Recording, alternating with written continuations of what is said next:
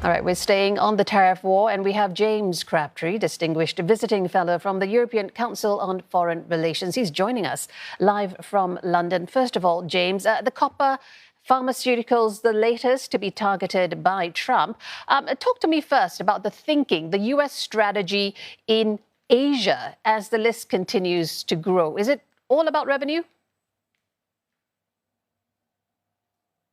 I think it's really quite difficult to work out what's going on.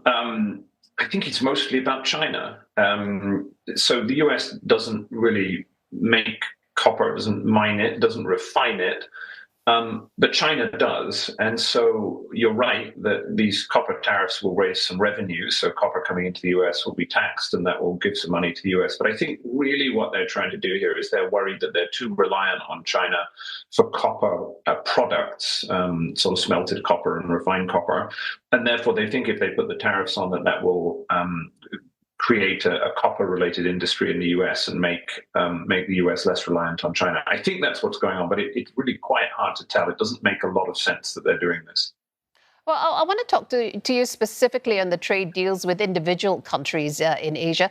Now, look, in every negotiation, there are always opportunities, but obviously costs as well. What might these be for some of the key U.S. partners like South Korea, Japan, and also Taiwan?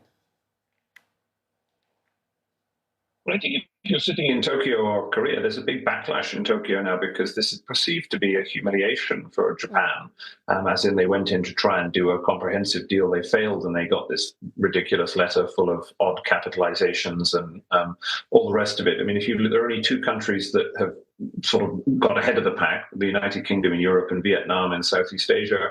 And other countries are looking at them and thinking, well, maybe we got our strategy wrong and we should have done something a little bit different. Now, that doesn't necessarily mean that the tariffs are going to come in. This is a negotiating ploy, and eventually these countries will find a way to do a deal.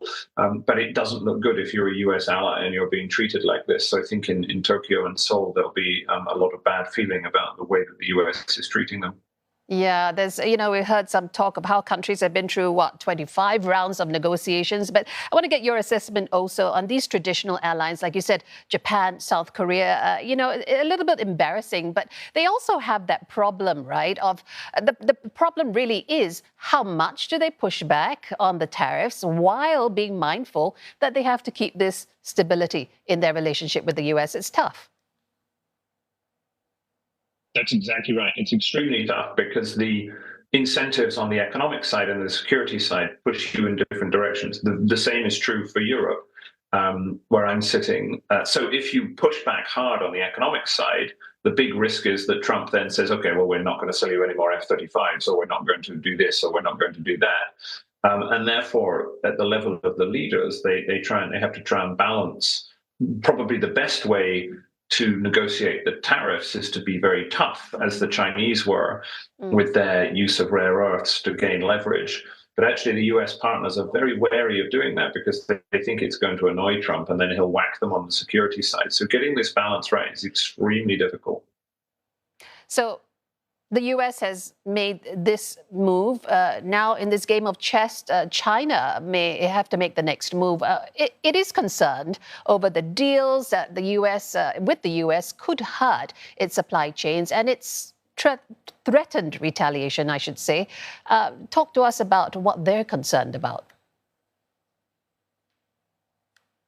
Well, China's in a different position. I mean, China, they negotiated the beginnings of something they called a deal, which was really just a sort of an agreement to keep talking when the two teams met in London. And in a sense, China negotiated that very effectively, doing what the US allies couldn't do, which was using rare earths as a point of leverage to allow both sides to de-escalate. Now, the US, China try and move forward to come up with some kind of more comprehensive deal. I think actually, though, viewed from Beijing, the sight of the US clobbering not just its allies, but also countries in Southeast Asia that have traditionally traded a lot with the US with these kind of tariffs, there's opportunity here for China. If the US is really going to cut itself off from trade-intensive Southeast Asian countries like Malaysia, Thailand, Cambodia, the countries that are being worst hit by the tariffs. Well, that's good for China, because where else are these countries going to go? In a sense, the US is engaging in an act of economic self-harm by cutting itself off from these trading middle powers, and it can only be good for China in the round that this is happening. Yeah, I did want to ask you about those smaller Southeast Asian countries. Where does it leave them? Vietnam, Malaysia, as you mentioned, they've become what, alternative manufacturing bases post-US-China trade war. How vulnerable are they? Well, Vietnam's in a good position because it has its deals, and it looks like a reasonably good deal. The others are not in a good position because they don't have their deals. So I forget exactly how many got letters, but Thailand, Cambodia, Indonesia is also negotiating.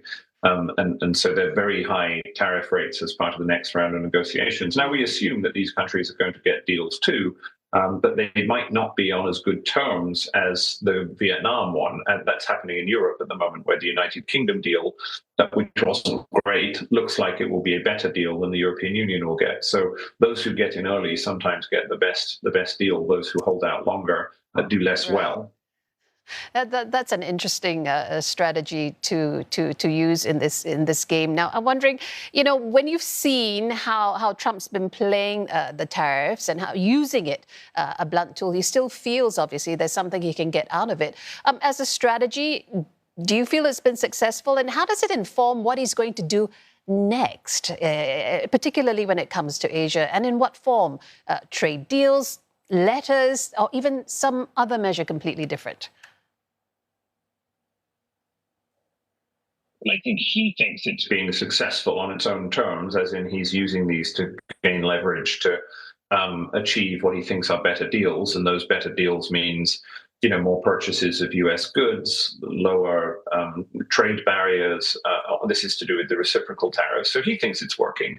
I mean, I think in the long run, none of this works. It's all very damaging to the US. Its reputation as a reliable partner and an economic partner of choice is being damaged by, each and every one of these. And even when we get the deals, there will still be quite high tariff rates. Nobody's getting zero tariffs out of this. And so we end up with a region in which the US is less connected to the emerging economic powerhouses of Asia, and in which trade and globalization is limited. So all of that is bad, and it's bad for the United States. But that's simply not the way that Trump thinks about the world. He thinks about things in terms of bilateral deals, and therefore, on his terms, he thinks this is working well.